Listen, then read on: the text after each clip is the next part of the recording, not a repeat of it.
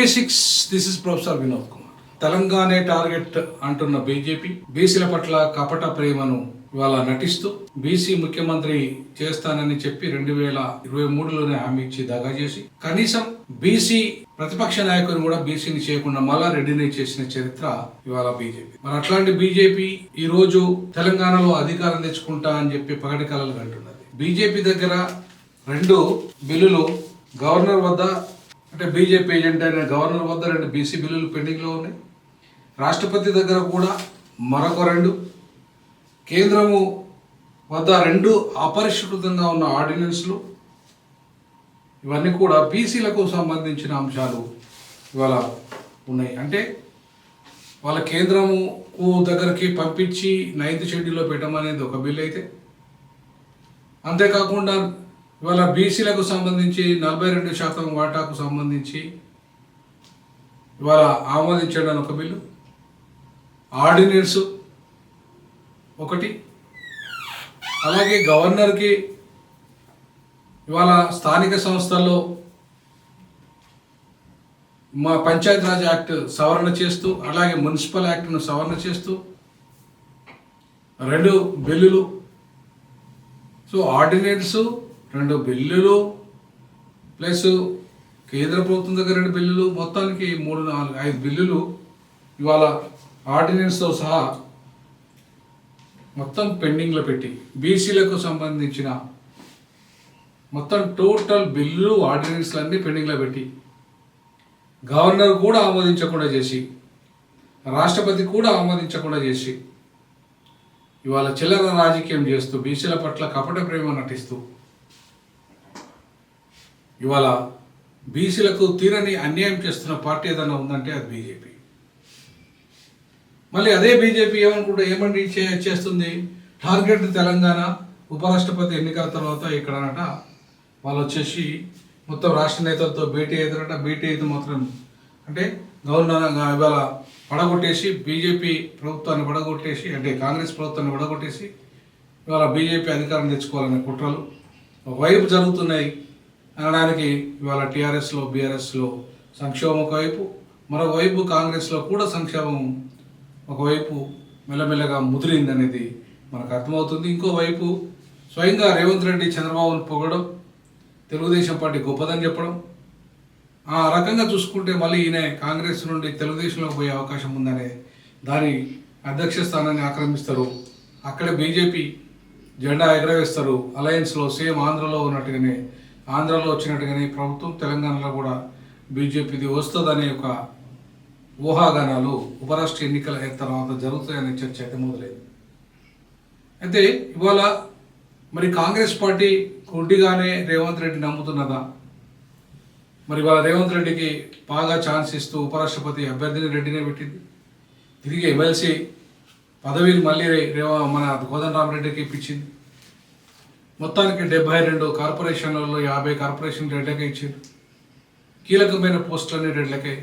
ఇప్పుడు మళ్ళీ శివధర్ రెడ్డి కూడా డీజీపీ అవుతాడని చెప్పేసి, అంతకుముందు మహేందర్ రెడ్డి అయ్యిండు ఫస్ట్ తొలి, ఈయన హయాంలో తొలి, అంటే మహేందర్ రెడ్డినేమో డీజీపీఎస్సీ చైర్మన్ చేశాడు.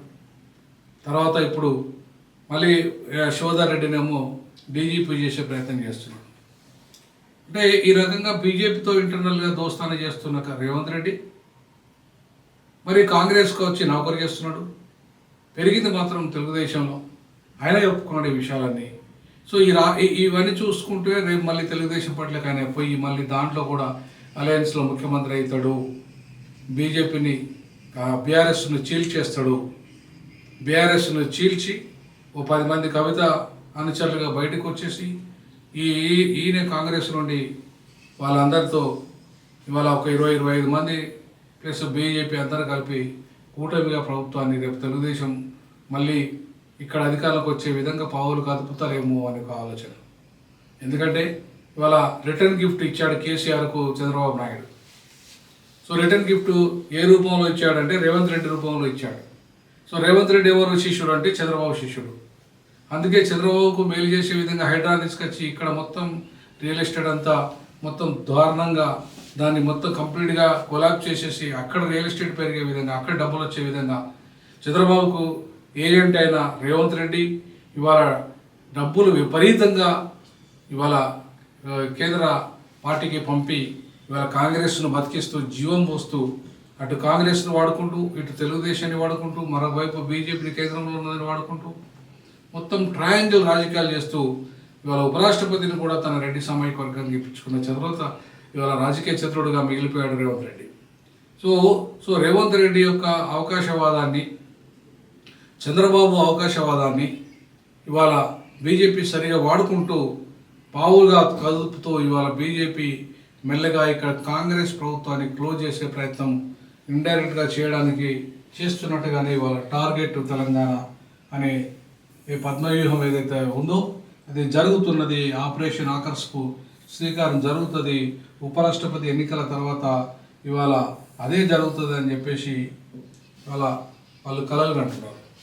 సో ఆ కళలు నిజం చేసేది రేవంత్ రెడ్డి, మళ్ళా ఎవరో కాదు. సో రేవంత్ రెడ్డి నిజం చేస్తున్నట్టు అర్థమైంది కాంగ్రెస్ను మళ్ళీ కుప్పకూరుస్తారు అన్నట్టే. అంటే తన లక్ష్యం నెరవేర్చుకోవడానికి కాంగ్రెస్ను వాడుకున్నాడు. అలాగే ఆ మొదటి మెట్టుగా బీఆర్ఎస్ని వాడుకున్నాడు, కాంగ్రెస్ వాడుకున్నాడు, తెలుగుదేశాన్ని వాడుకున్నాడు. తెలుగుదేశాన్ని ఇవాళ మొదటి మెట్టుగా వాడుకున్నాడు. అంతకుముందు జెడ్పీటీసీ టీఆర్ఎస్ని వాడుకున్నాడు. తర్వాత ఇప్పుడు కాంగ్రెస్ని వాడుకున్నాడు ముఖ్యమంత్రి కావడానికి. రేపు మళ్ళీ ఆ తెలుగుదేశాన్ని వాడుకుంటాడు ముఖ్యమంత్రి కావడానికి. ప్రతిపక్ష నాయకుడు కావడానికి కూడా తెలుగుదేశాన్ని వాడుకున్నాడు. సో ఇట్లా మెట్టుగా పార్టీలు మారి అవకాశవాద రాజకీయాలతోని, స్వార్థ రాజకీయాలతో రేవంత్ రెడ్డి ఇవాళ తన ఉపరాష్ట్రపతి పదవి కూడా పెట్టుకునే స్థాయికి ఎదిగిందంటే రేవంత్ రెడ్డి ఒక బలమైన నేతగా అక్కడ రాజకీయ చతురత ఉండి డబ్బులతో మొత్తం మ్యానిపులేషన్ చేస్తూ ఇవాళ ఎదుగుతున్న నాయకుడిగా మనకు ఇవాళ రేవంత్ రెడ్డి కనపడుతున్నాడు.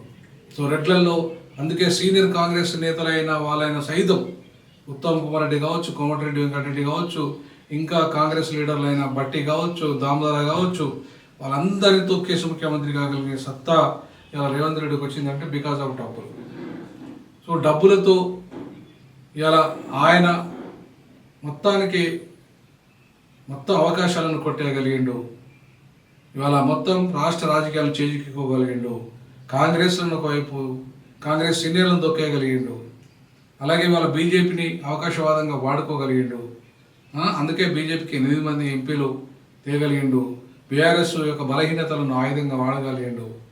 ఇవాళ తను బలవంతుడిగా ఎదగలిగిండు. సో ఇంతటి గొప్ప రాజకీయ చతురత నిజంగానే రేవంత్ రెడ్డిలో ఉన్నదంటే ఒక రకంగా మనం దాన్ని మెచ్చుకోవాలి.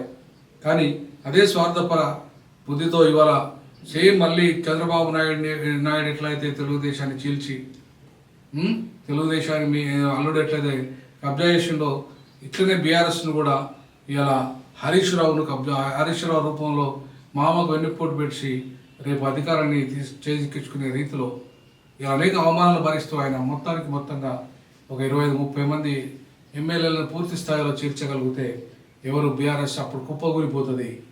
సో ఒకవైపు బీఆర్ఎస్ కుప్పగూలి బీజేపీ వైపు వెళ్తే, అలాగే ఉన్న కాంగ్రెస్లో ఉన్న రేవంత్ రెడ్డి వర్గం అంతా కూడా అటు సపోర్ట్ చేస్తే అధికారం మళ్ళీ అటే వచ్చే అవకాశం ఉంది.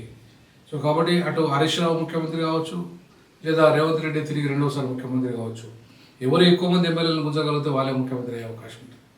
సో కాబట్టి ఇవాళ మొత్తం రాష్ట్ర రాజకీయ పరిణామాలంతా కూడా ఇవాళ చాలా విచిత్రంగా మారిపోయి స్వార్థ రాజకీయాల చుట్టూ, డబ్బు చుట్టూ ఇవాళ తిరుగుతున్న క్రమంలో బీజేపీ ఇదే అవకాశవాదాన్ని వాడుకుంటూ ఇక్కడ మొత్తం ఈ ప్రభుత్వాన్ని, కాంగ్రెస్ ప్రభుత్వాన్ని కూలగొట్టి బీజేపీ ప్రభుత్వం తీసుకొచ్చే ప్రయత్నం చేస్తున్న క్రమం మనకు.